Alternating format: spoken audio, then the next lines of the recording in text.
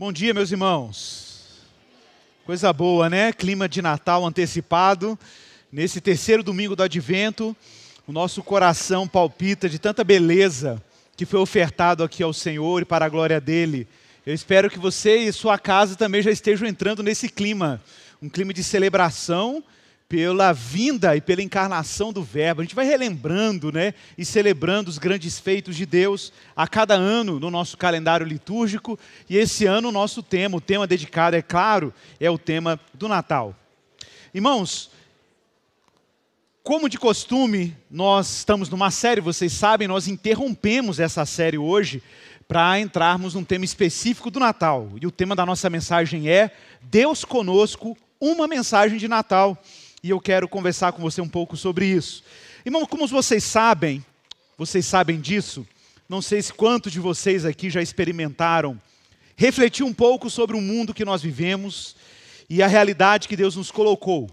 Eu sei, a gente vive as nossas vidas, o corre-corre diário, as nossas obrigações, agendas ocupadas. Final de ano é um cansaço enorme, né? São reuniões, assembleias, relatórios, planejamentos, balanços, mas muitas vezes esse corre-corre, ele infelizmente nos aliena de coisas maravilhosas que Deus nos dá pela sua graça ao longo do ano.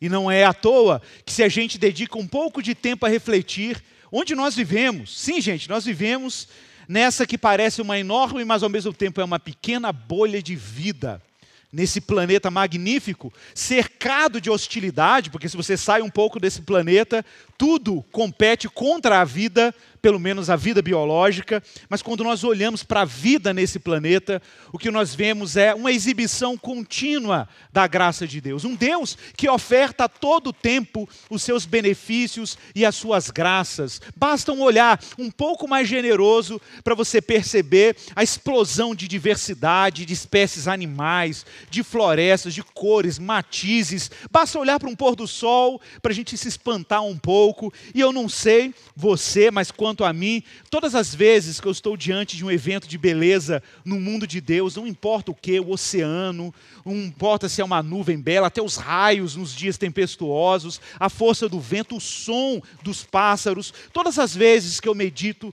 sobre isso, não sei você, eu já tive aquela sensação assim de, poxa, será que dá para construir uma casa aqui? Será que dá para...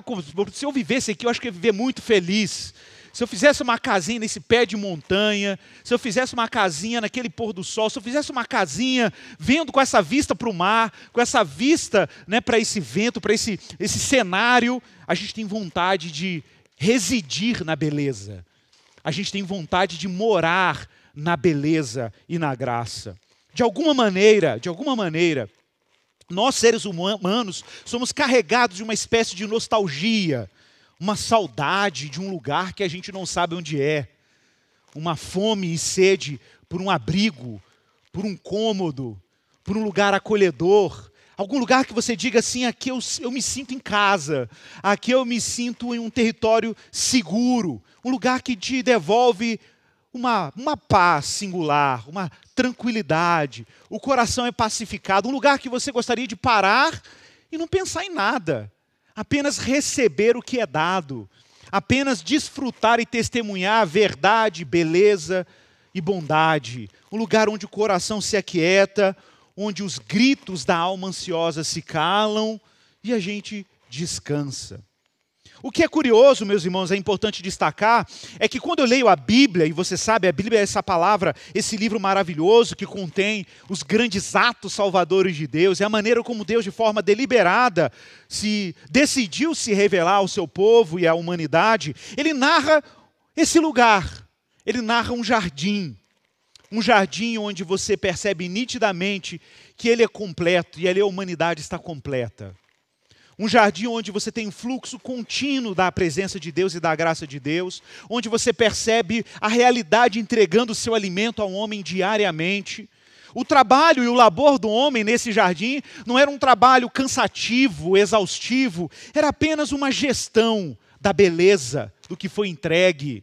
E o homem ali se encontrava com seu Criador todos os dias. Essa criatura humana, singular, a única feita à imagem e semelhança de Deus e a única capaz de contemplar a beleza de Deus e se maravilhar com ela. Criatura maravilhosa, criatura encantadora. Por isso, é claro, quando hoje nós olhamos para a vida humana e vemos a contradição da violência, do egoísmo, do cansaço, da estafa, do abuso, da desigualdade, e tudo isso que parece macular, manchar a sacralidade, o mistério que é a vida entregue por Deus, alguma coisa cria em nós uma espécie de contradição. É um mundo em que você tem eventos de extrema beleza, bondade, generosidade, mas ao mesmo tempo eventos de feiura, deformidade, egoísmo e violência. Não tem como a gente ser cínico e tampar um dos olhos e dizer que só tem feiura no mundo.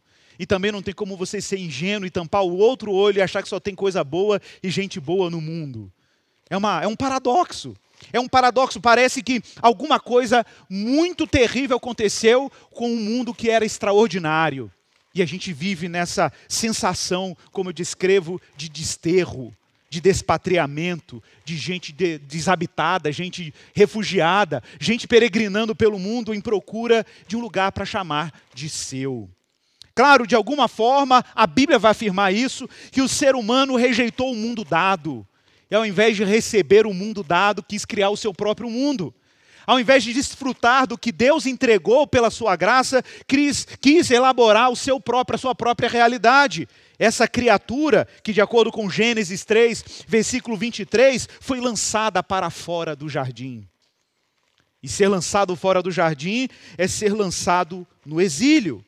É ter a sua vida privada do caminho da árvore da vida, do alimento que te sustenta, do alimento que fundamenta a sua existência.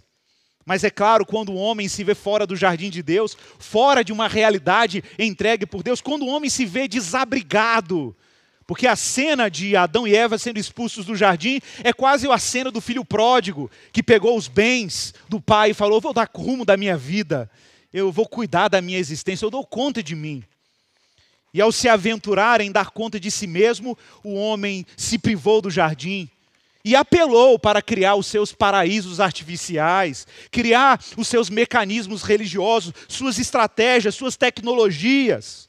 E a gente já conhece essa história da Torre de Babel, ou de Babel em Gênesis 11, em que é dito: venham, façamos e construímos uma cidade e uma torre cujo topo chegue até os céus. Privado dos céus e agora carregando a saudade dos céus ou a saudade do paraíso, o que sobrou ao homem se não tentar fazer uma escada para voltar para casa? E todas as tentativas humanas de elaborar um caminho em direção ao sagrado, em direção àquilo que foi perdido, são tentativas fracassadas. Parece que o Deus que andava com a gente no jardim não está mais presente. Parece que o Deus que habitava com a humanidade, estendia a sua casa entre nós, a sua morada entre nós, e tinha encontros corriqueiros com suas criaturas, nos abandonou. Mas eu proponho uma inversão dessa lógica. Proponho que ao invés de um abandono de Deus, nós que o abandonamos. De alguma forma, nos alienamos dele. Ele continua sendo generoso, ele continua sendo gracioso. Deus não nos priva de bem algum, mesmo em momentos muito complexos da nossa vida, de presente e dor, que elas estão aí.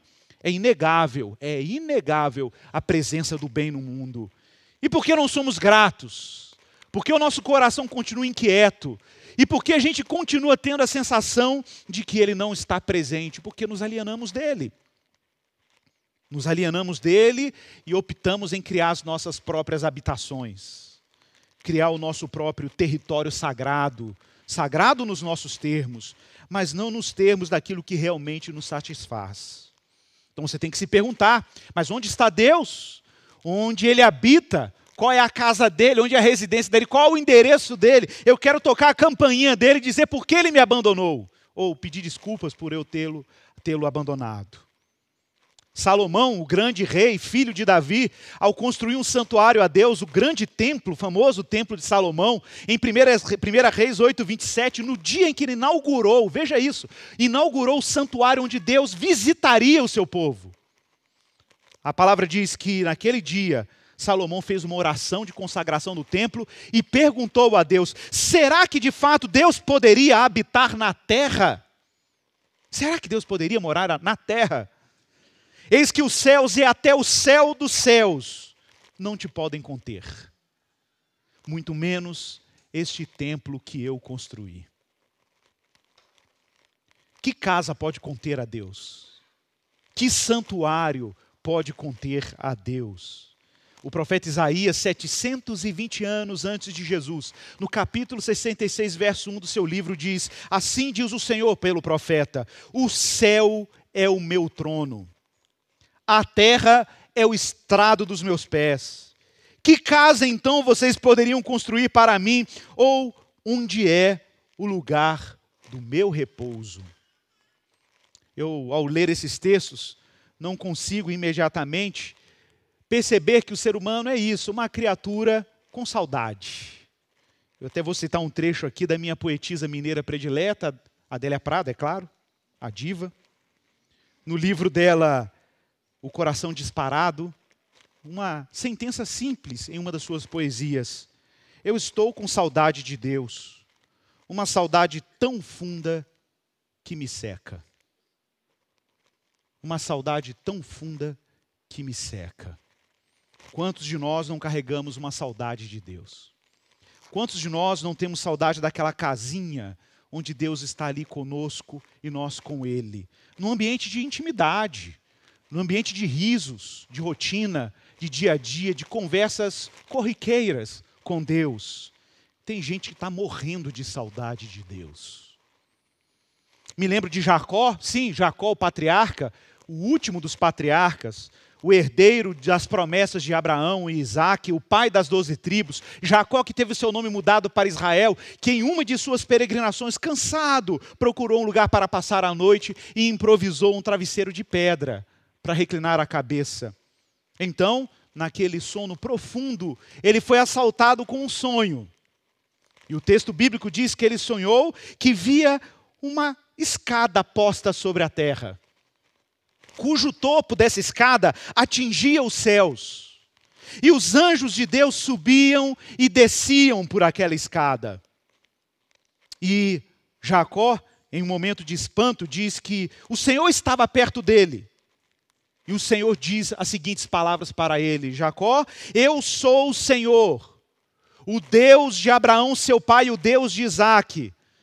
E no momento de espanto, Jacó desperta do seu sono e ele diz imediatamente: na verdade, o Senhor está neste lugar. E eu não sabia. E temendo, ele disse: quão temível é este lugar? É a casa de Deus, é Beit El, em língua hebraica, Betel, casa de Deus, a porta dos céus.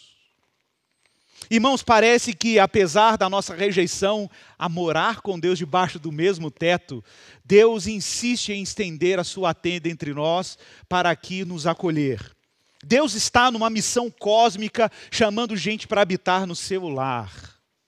E para Deus fazer essa missão de nos levar de volta para casa, Deus precisa dar sinais desse compromisso divino. Basta a gente lembrar da ordem de Deus para Israel, para que Israel construísse um tabernáculo de tendas improvisado no deserto. E o próprio Deus diz para os israelitas em Êxodo 29, verso 45 e verso 46, eu, o Senhor, habitarei no meio, morarei no meio dos filhos de Israel e serei o seu Deus. E eles saberão que eu sou o Senhor seu Deus, que os tirou da terra do Egito. Muita gente poderia perguntar, por que Deus tirou Israel da terra do Egito? Porque Deus salvou o seu povo. E o próprio texto diz, com uma finalidade, habitar no meio deles, morar com eles. Eu sou o Senhor, o Deus deles. Alguns versos depois do livro de Êxodo, capítulo 33, nós lembramos de Moisés. Moisés está no Monte Sinai pela segunda vez para receber novas cópias das tábuas da lei. E no momento de profundo e terrível encontro com Deus, Moisés ousa pedir a Deus para que lhe mostre a sua glória. Me mostre a sua glória. Deixa eu te ver. Deixa eu saber se o Senhor está comigo, está com o teu povo. Deixa eu testemunhar a tua beleza e majestade. Me permita ver a tua glória. E o grito de Moisés, muitas vezes, é o grito de muita alma desterrada, exilada, desabrigada e sem casa sagrada para estar com Deus. Me mostre a tua glória. E claro, o próprio Deus insiste no livro de Levítico que ele um dia, diz o Senhor, andarei entre vocês, serei o seu Deus e vocês serão o meu povo. E os anos vão passando, a história bíblica vai passando, e Deus de novo está em plena missão para habitar no meio do seu povo, a ponto dele se aliançar com Davi, o rei Davi, e Deus fazer uma promessa pelas suas gerações. Sim, gente, Davi, o ancestral direto de Jesus. O Senhor diz para ele: quando os teus dias se completarem, Davi, e você descansar com seus pais, 2 Samuel 7,12, então farei surgir depois de você o seu descendente. Você vai ter um descendente. Talvez você diga assim, será que é Salomão? Será que é um dos reis lá de Judá? Não, a promessa ela se estende por gerações. E se refere a um único descendente que procederá de você, Davi. E estabelecerei o seu reino. Esse edificará um templo, uma casa, um santuário ao meu nome. E eu estabelecerei para sempre, não é temporal, para sempre o trono do seu reino. O profeta Zacarias, em consonância com as promessas e as alianças de Deus com Davi, ele prevê um futuro cósmico maravilhoso, Zacarias 2,10, em que, em tom de cântico profético, é dito: canta e exulta, ó filha de Sião, porque eis que eu venho e habitarei no meio de ti, diz o Senhor. Naquele dia muitas nações se ajuntarão ao Senhor e serão o meu povo. Habitarei no meio de ti e saberás que o Senhor dos exércitos é quem me enviou a ti. Até um dia derradeiro, um dia perfeito, em sincronia com os planos divinos, em sincronia com os intentos de Deus para a humanidade. E Deus continua em missão para se achegar ao seu povo. Deus encontra um homem, um jovem judeu, chamado Yosef, que em português ficou traduzido como José. José estava noivo de uma jovem judia da periferia do mundo, periferia de Israel, no lugar mais pobre, terra de agricultores e pescadores. Ali Deus se revela a José, porque José viu sua mulher grávida, sem saber porque ela estava grávida, uma vez que eles não tinham tido relações sexuais, e José planejando a proteção da reputação daquela mulher. Veja que nobreza. Veja que nobreza, ele podia fazer assim: meu Deus, você está grávida, que absurdo, eu estava aqui planejando. Ele discretamente, não querendo manchar a reputação de Maria, planejou uma saída pela tangente. E enquanto ele planejava sua fuga, sua distância de Maria, sem querer que ela fosse envergonhada em público, é o que está em Mateus 1,19, disse que enquanto ele pensava sobre isso e fazia os seus planos, apareceu em sonho um anjo do Senhor, dizendo para ele: José, ô José, José filho de Davi, sim, o Davi, que nós lemos a promessa da aliança agora há pouco. José, filho de Davi, não tenha medo de receber Maria como sua esposa, porque o que nela foi gerado do Espírito Santo. Ela dará à luz a um filho e você porá o nome dele de Yeshua, que em língua hebraica quer dizer o Senhor que salva. Porque ele salvará o seu povo dos pecados deles. Ora, tudo isso aconteceu para se cumprir o que foi dito pelo Senhor por meio do profeta, o profeta Isaías. Sim, aquele de 720 anos antes de Cristo. Qual profecia? Isaías 7,14. Eis que a virgem conceberá e dará à luz a um filho, e ele será chamado pelo nome de Imanuel, Deus conosco. Deus conosco. Aquela saudade está sendo curada. Deus conosco. Certa vez, Jesus, ao completar os 12 anos, com os seus filhos peregrinou, com os seus pais peregrinou até a Jerusalém para a festa da Páscoa. Era Jesus, um adolescente com seus 12 anos, Jesus peregrinando ali com seus pais, desaparece. E seus pais ficam perplexos com o desaparecimento do filho, afinal de contas, eles escondiam no coração planos enormes de Deus para ele. Imagina que sensação de, meu Deus, a gente é responsável por esse menino, a gente é responsável pelo Messias, e a gente perdeu o menino nessa multidão aqui em Jerusalém. E ao procurarem loucamente, encontram Jesus no templo, ensinando os mestres da lei, que encantados com a sua sabedoria, espantados com a sua capacidade, a sua precisão com as escrituras. Os pais se sentem aliviados, imagino eu, obviamente. E claro, como todo pai que perde um filho na praia, você já deve ter tido essa experiência. A primeira coisa que você pergunta, meu filho, onde que você estava? Por que você fez isso? Por que você fez isso conosco? Seu pai e eu estávamos aflitos à sua procura. E Jesus, calma e pleno, responde, por que você me procurava? Por quê? Por que vocês estavam me procurando? Qual o sentido disso? Vocês não sabiam que eu tinha que estar numa casa? Que eu tinha que estar na casa de meu pai? Mas você sabe, Deus quer morar entre nós. É Emmanuel, é Deus conosco. E se Deus quer estar perto daqueles que o sentem longe, se Deus se achegou porque não tínhamos como chegar até Ele, não tinha torre, não tinha escada, não tinha improviso, não tinha religião, não tinha obra humana que pudesse estreitar, diminuir essa dolorosa distância, essa saudade de Deus, como disse a poetisa. Então Deus radicaliza. Já que eles não podem vir até mim, eu vou até eles. Já que eles não podem se achegar até mim, eu me achego até eles. E o Verbo se fez carne. E o Verbo se fez carne e morou entre nós. Habitou entre nós. O Verbo se fez gente para morar com a gente. O verbo eskenosen, em língua grega, o verbo habitou em tendas, em tabernáculos entre nós, cheio de graça e de verdade, e vimos a sua glória como a glória do unigênito do Pai. Ironicamente, o Deus que criou todas as casas, o autor de todas as moradas, o Deus que criou esse lugar que nós habitamos, o Deus de toda residência, peregrinou com seus pais, procurando uma casinha para nascer. E nasceu entre os animais. O Deus que está em busca de gente desabrigada, se fez desabrigado para abrigá-los nos seus domínios. Que grande mistério é a salvação que o Senhor realiza em Jesus Cristo. E claro, assim como Jacó viu uma escada bendita conectando céus e terras, anjos subindo e descendo, o Filho do Homem é a casa de Deus. Ele é Betel, eu não falei Babel, ele é Betel. Foi o que foi dito um pouco à frente no capítulo 1 de João. Em verdade, Jesus, em verdade lhes digo que um dia vocês verão o céu aberto e os anjos de Deus subindo e descendo. Igual na escada de Jacó lá, os anjos subindo e descendo sobre o Filho do Homem.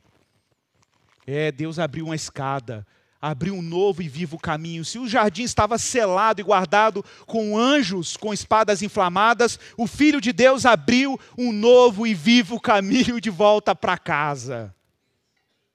Porque um menino nos nasceu, um filho se nos deu, o governo está sobre os seus ombros, o seu nome será Maravilhoso Conselheiro, Deus Forte, Pai da Eternidade, Príncipe da Paz. Irmãos, sem Deus conosco, não há gente com Deus. Para irmos até Ele, Ele teve que vir até nós. A casa de Deus é a casa dos filhos de Deus. Não é que Deus precisa de morada, nós que precisamos de morada. E a nossa morada é a sombra do Altíssimo. A nossa morada é sob o teto da graça. Para que Deus abra uma casa a nós, Ele teve que morar numa casa entre nós. E ao enviar o seu Filho, Deus está dizendo alguma coisa para cada um. Deus está dizendo que o exílio acabou. A vida de refugiado, desabrigado, acabou. Irmãos, Deus está nos curando de toda a saudade dele. Você entendeu isso? Deus conosco é o fim de todo improviso religioso, de toda tentativa de fazer puxadinhos, barracões, cabanas, palafitas, toda tentativa de construir templos suntuosos, achando que Deus está desabrigado, quando desabrigados somos nós. Deus conosco é o fim de todo improviso. Se Deus está conosco, meus irmãos, nós temos a melhor companhia. Você já pensou nisso? A sensação de casa vazia acabou. A sensação de solidão acabou. E em Jesus, nós temos um encontro sagrado. Em Jesus, acabou a sensação de desamparo. Em Jesus, abriu-se um novo caminho diante de Deus, em direção a Deus. Em Jesus, a presença de Deus. Quando ele falou, eu sou o caminho, está evidente. Ele está dizendo, vem e me segue. Eu vou te levar até lá. Em Jesus, Deus está conosco. Caminhando para o fim dessa mensagem, já vamos nos preparar para a ceia. Falei que ia ser curtinha. Hebreus capítulo 1, verso 1 ao verso 4. O autor de Hebreus diz as seguintes palavras. Antigamente, nos tempos antigos, Deus falou muitas vezes e falou de muitas maneiras. Deus falou aos pais, Deus falou pelos profetas, mas nesses últimos dias, Deus nos falou pelo Filho, a quem Ele constituiu o herdeiro de todas as coisas, e pelo qual também fez o universo. O Filho que é o resplendor da glória, a expressão exata do ser de Deus, sustentando todas as coisas pela sua palavra poderosa, e depois de ter feito a purificação dos pecados, assentou-se à direita da majestade nos céus, nas alturas, e tendo se tornado tão superior aos anjos, o quanto também herdou mais excelente nome do que eles. E aí, eu só me lembro daquelas palavras finais de Jesus, final do Evangelho de Mateus, capítulo 28, último verso, o verso 20. Os discípulos olhando para Jesus ressuscitado. Eu imagino, e agora? É agora? É nesse momento? É agora que o Senhor vai fechar a história? É agora que o Senhor vai revelar a morada para a gente como a gente, para a humanidade, que está aí desterrada, morrendo de saudades de Ti, procurando uma casa para morar? É agora que o Senhor vai estender a tenda, vai abrir o tabernáculo? É agora que o Senhor vai nos curar dessa solidão? E Jesus responde, eis que eu estou com vocês todos os dias. Eu estou com vocês todos os dias. Você ouviu isso, irmão? Eu estou com vocês todos os dias, até o fim dos tempos. Vamos orar. Prepare-se para a ceia do Senhor. Pai, nós somos muito gratos pela Tua bondade. Gratos porque o Senhor abriu uma casa espaçosa, uma casa arejada, uma casa cujo centro tem uma fonte perene, contínua, carregada de generosidade. E por onde essas águas correm, essas águas curam. Por onde essas águas passam, elas curam a almas sedentas, doentes de saudade de Deus. Por onde essas águas passam, elas nos curam da aridez do coração. Águas, ó Pai, que restauram a esperança e boas expectativas sobre o futuro. O Deus que nos salva de nós mesmos. O Deus que nos salva dos improvisos. O Deus que nos acolhe em seus domínios. O Deus que salva desabrigados como eu e os meus irmãos. Deus, hoje nós queremos celebrar o Cristo vivo, que estendeu a sua tenda e morou entre nós. Nós queremos celebrar o Verbo que habitou entre gente como a gente. O Verbo que abriu um caminho que nós não esperávamos. O Verbo que juntou o sujeito e os seus predicativos. O Verbo que reconciliou corações alienados de Deus para apreciarem de novo a bondade de Deus no mundo e chamar cada dia como sendo o nosso lar. Oh Deus, obrigado por essa salvação maravilhosa. Obrigado pelo mistério da graça de Deus. Obrigado por matar a nossa alma da fome e da sede real que nos inquieta de forma tão consistente, tão profunda, chega até doer, mas a Tua graça perdoa.